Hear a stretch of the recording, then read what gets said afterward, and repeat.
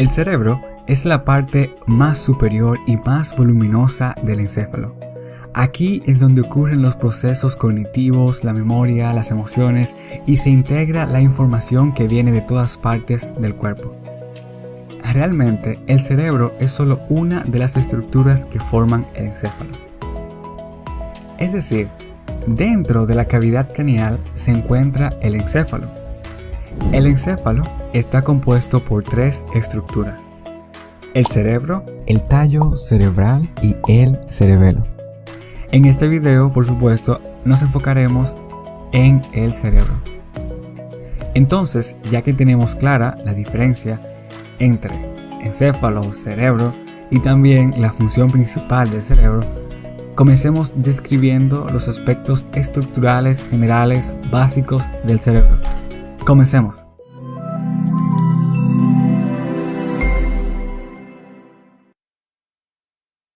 Tomando en cuenta su origen embriológico, la estructura que forma el cerebro es conocida como prosencéfalo o cerebro anterior.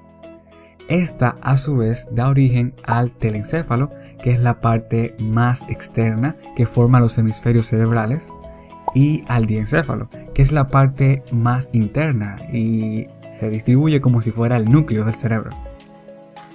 Tengan estas estructuras pendientes porque volveremos a hablar de ellas en un momento. Cuando vemos el cerebro desde la parte superior, es decir, desde arriba, podemos ver una amplia hendidura en el centro del cerebro. Esta recibe el nombre de fisura o surco longitudinal cerebral. Esta estructura divide el cerebro en dos hemisferios, uno derecho y otro izquierdo. Aunque en la parte más profunda de este surco podemos ver una estructura por la que pasan fibras que realmente conectan los dos hemisferios. Esta estructura es llamada el cuerpo calloso. En esta imagen podemos ver un espécimen de cerebro que ha sido preparado para mostrar con más claridad el cuerpo calloso. Y aquí podemos ver claramente las fibras que conectan ambos hemisferios.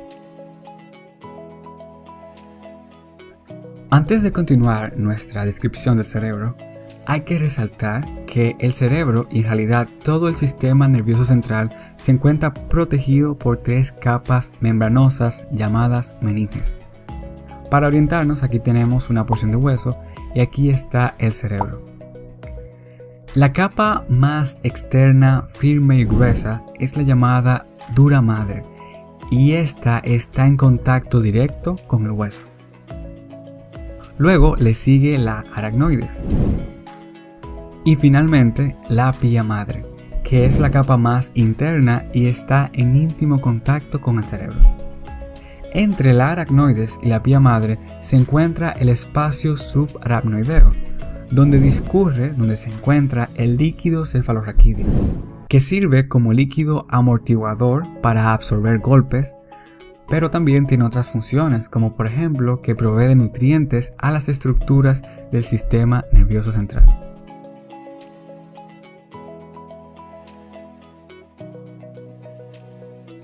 Los hemisferios cerebrales tienen una configuración característica. De hecho, si hacemos un corte más o menos a este nivel y tomamos una sección del cerebro para verlo por dentro, vemos que saltan a la vista diferentes estructuras. Primero identificamos lo que ya conocemos. Aquí tenemos la fisura longitudinal cerebral, que divide el cerebro en dos hemisferios, un hemisferio izquierdo y otro derecho. En la parte central podemos ver el cuerpo calloso, donde pasan las fibras que conectan ambos hemisferios. Entonces, después de haber descrito o repasado las estructuras que ya conocemos, ahora sí hablemos de las estructuras que todavía no conocemos. Hacia la periferia vemos esta estructura que se extiende por toda la parte externa del hemisferio. Esta es la corteza cerebral. La corteza cerebral está compuesta por sustancia gris. Y recuerden que la sustancia gris está constituida por los cuerpos de las neuronas. Y es en esta capa de apenas unos pocos milímetros de espesor donde tiene lugar el pensamiento abstracto y el razonamiento. En la parte interna vemos que las estructuras tienen un aspecto blanquecino, debido a que por ahí pasan los axones de las neuronas. Estas regiones blanquecinas se conocen como sustancia blanca. También hay otras porciones que no pertenecen a la corteza que tienen sustancia gris y que se encuentran en el interior de los hemisferios, como vemos aquí. Estos son los llamados ganglios basales. Finalmente, dentro de cada hemisferio encontramos pequeñas cavidades, llamadas ventrículos laterales. Estos espacios normalmente están llenos de líquido cefalorraquídeo. Entonces podemos decir que la corteza cerebral, la sustancia blanca, los ganglios basales y el ventrículo lateral son los componentes de un hemisferio cerebral. Pero esto no es todo. Recuérdate que anteriormente mencionábamos que el cerebro está compuesto por el telencéfalo, que son todas las estructuras que acabamos de describir, y que también tiene otra parte, una porción central que pareciera ser el núcleo del cerebro. Esa parte central se llama diencéfalo. Algo importante a resaltar es que en la parte central del diencéfalo podemos ver otra pequeña cavidad. Esta cavidad es conocida como el tercer ventrículo cerebral. Y a diferencia del ventrículo lateral que mencionábamos anteriormente, que es una estructura bilateral que se encuentra en ambos hemisferios, el tercer ventrículo es uno y se encuentra únicamente en la parte central del diencéfalo. Algo más que podemos ver a la izquierda es una columna de sustancia blanca, que es llamada cápsula interna. La cápsula interna nos ayuda a dividir las estructuras del diencéfalo que se encuentran en la parte central y las estructuras del telencéfalo que se encuentran más hacia la periferia y que eran las estructuras que describíamos anteriormente. Cada hemisferio cerebral, anatómicamente hablando, tiene tres caras. Una cara lateral o externa, la cara medial o interna, que son las estructuras que están hacia la línea media. Por ejemplo, aquí vemos el cuerpo calloso y aquí se uniría el otro hemisferio. Y por último tenemos una cara inferior.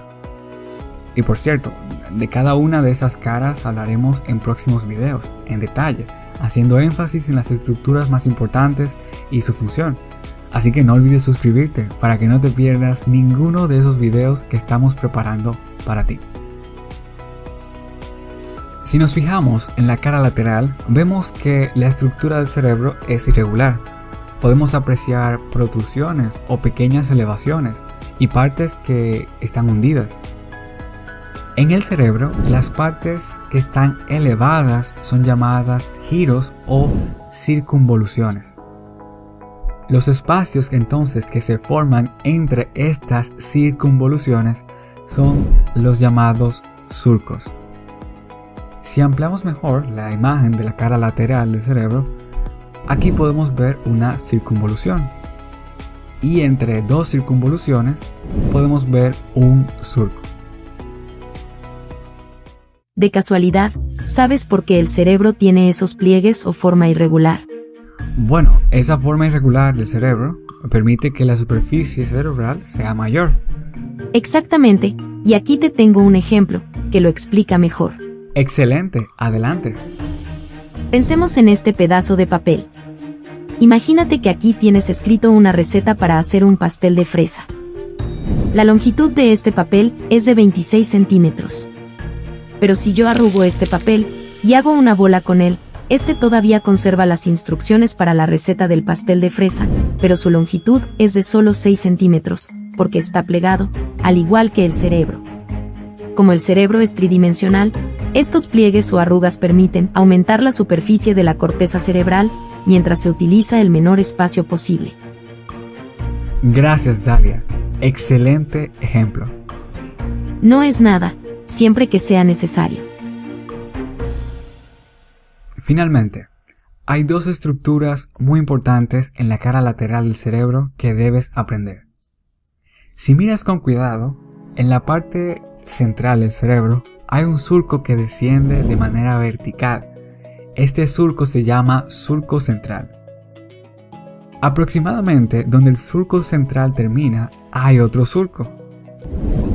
Este es el surco lateral. Y a diferencia del surco central, el surco lateral es un surco más profundo. Estas dos estructuras son muy importantes porque a partir de estas el cerebro se puede dividir en 5 lóbulos. Por delante del surco central se encuentra el lóbulo frontal. Por detrás del surco central se encuentra el lóbulo parietal. Y más atrás se ubica el lóbulo occipital. El surco que divide el lóbulo parietal y el occipital se llama surco parieto-occipital, como vemos aquí en púrpura. Por debajo entonces del surco lateral se encuentra el cuarto lóbulo, que es el lóbulo temporal.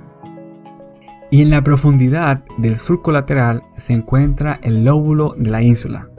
Este solo es visible cuando separamos los dos extremos del surco lateral. Entonces ahí se revela una porción de corteza cerebral que conocemos como el lóbulo de la ínsula. Y bueno, estos son los 5 lóbulos del cerebro.